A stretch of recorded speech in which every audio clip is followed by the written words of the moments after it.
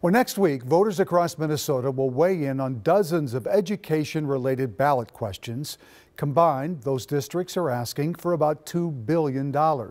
Among them is the South Washington County School District, which covers cities like Woodbury and Cottage Grove, as you can see on the map.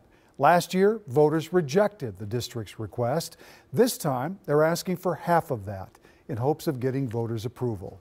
There was a meeting on all of this tonight. Jennifer Hoff was there and has more from the newsroom. Jennifer? Randy, the superintendent said she's actually hosted more than 60 of these informational meetings this year and has also sent out several mailings to voters, informing them about the bond and levy questions that now total $260 million.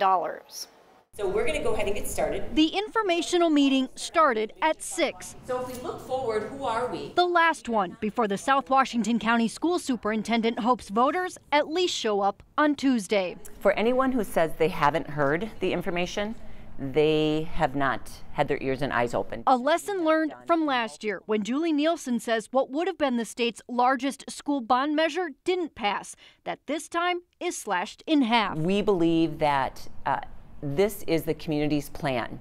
It took into consideration the tax tolerance as well as the importance that our community set around safety and security.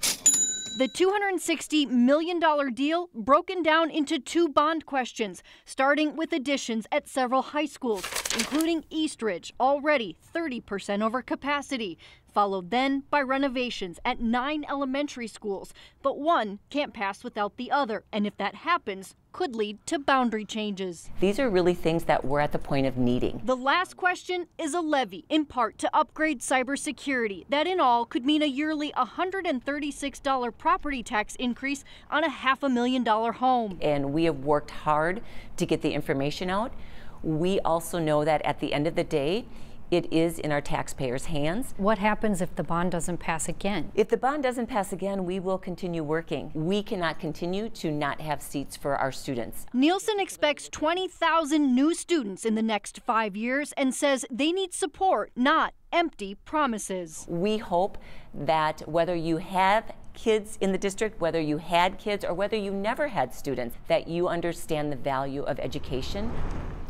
And there's also this, because this new bond measure is so much smaller than last year, the district says it can't meet all of its needs and knows already that it won't be able to fund several things, including an alternative high school as well as early learning programs.